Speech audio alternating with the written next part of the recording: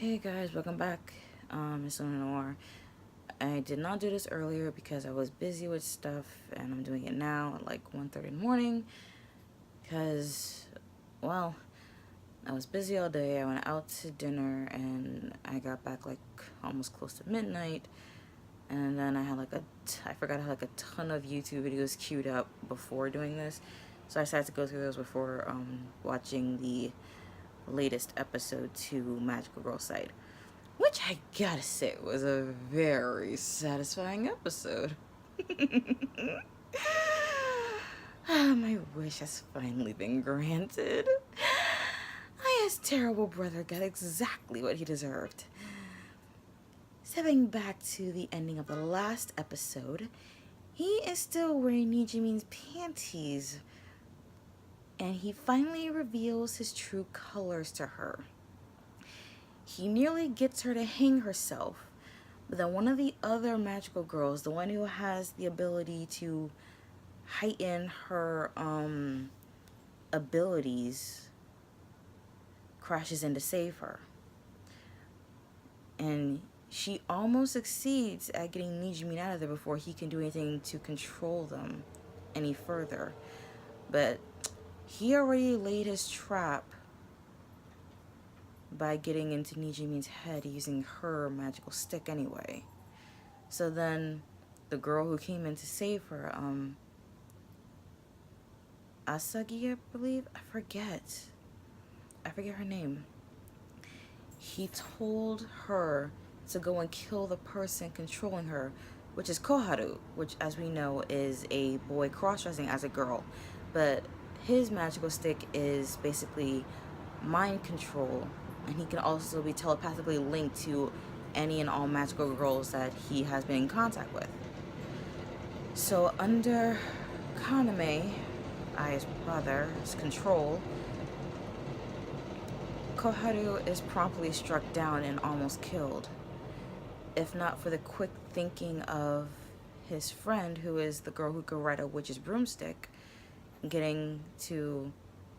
Oh my god, I need to remember their names, but I only remember the magical sticks. She gets them to the house of the girl whose sword can harden anything it cuts, and is basically a mafia boss girl. Oh my gosh, her home is a fortress. They get her there, and since the girl whose magical stick can heal, her blood wasn't enough, well, she needed to cut herself more in order to heal Koharu.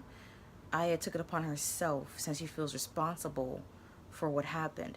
She feels that if she had told her friends in the beginning that her brother was the one that took Nijimin's stick, then this would not have happened. But then Yatsumura told them that it's not that she couldn't tell them. It's not that she didn't want to tell them, it's that she couldn't tell them.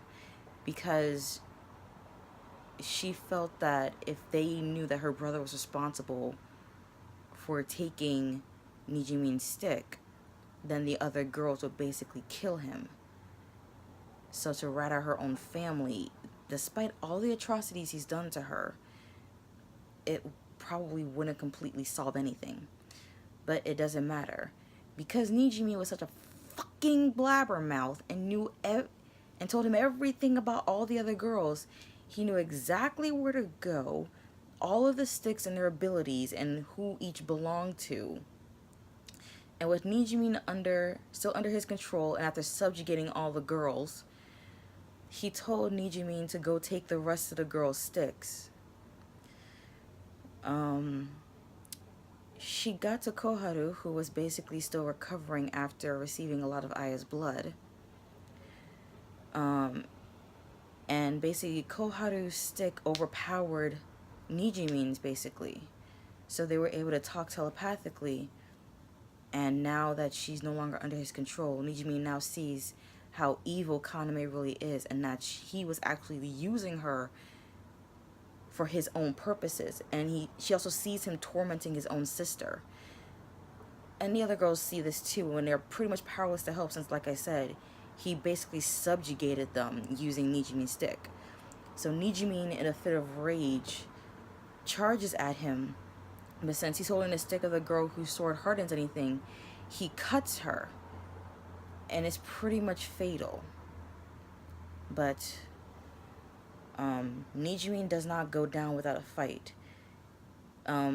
Earlier in the episode, Rina, or who was formerly known as the Magical Girl Hunter, was drinking from a milk bottle, and at some point she dropped the milk bottle, and it was a glass bottle.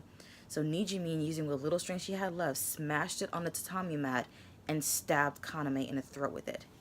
And this is why I say this episode is very much satisfying.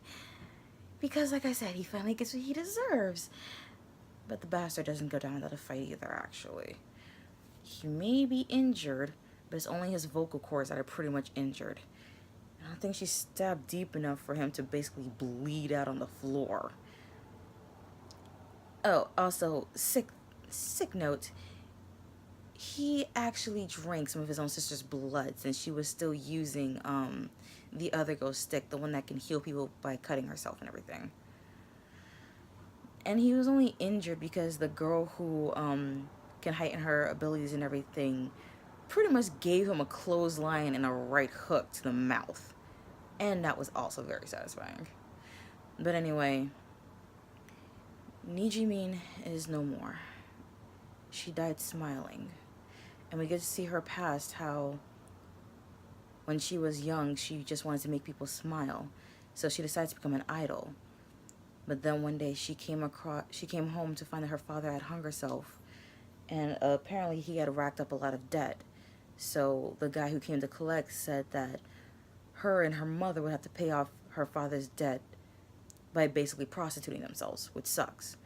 So Nijimin wanted to escape her misfortune, was granted her magical stick by the magical girl site, and basically changed her mom and little brother's memories of what happened to her father that day. And ever since then, she's wanted to make people happy. So Kaname, like I said, he did not go down without a fight, is trying desperately to get his hands on the healing magical stick. He does eventually get his hands on it, but like I said, he can't talk, so yeah. He cuts himself with it and tries consuming his own blood to heal himself. But someone stops him. Someone we can't see. And then the whole place is surrounded by mist. And I'm guessing we saw him die, because I literally saw the light leave his eyes, basically. While he's just saying, "Why? I'm the chosen one. Why is God abandoning me now?" If he's dead, thank God. But now there's going to have to be some cover-up story for what happened. But anyway, there are only two possibilities I can think of. Maybe it was a site admin, possibly? Or maybe it was Sarada, who has a lot of the other magical girl sticks, and maybe one of the magical sticks was one that could make her invisible. But if that's the case, how would she know where the other girls were if she's not included in these little get-togethers of theirs? So then there's a third possibility. A new ally is probably around the corner. We only have like 3 episodes left, so there are so many possibilities that could happen. But anyway, the episode ends in kind of a happy, not even happy, it ends in a kind of somber note, because we see Nijimin's last visions before she fully passes away. No, actually, she passed away while Kaname was still trying to get his hands on the healing stick. So things are just going to get more and more hectic within these last 3 episodes. So here's hoping things kind of do turn out a little better before the end. And kind of here's hoping that one of my predictions for this episode, and my thoughts that this all ties back into the beginning of episode 1 does come to fruition, actually. But like I said, this was a very satisfying episode. There's gonna have to be a really big cover-up story for Nijimin's death and Kaname's possible death if the person that stopped him from healing himself didn't also save him. But yeah, I'm gonna end it here because, oh my god, I'm tired. So I'm gonna go to bed. See ya.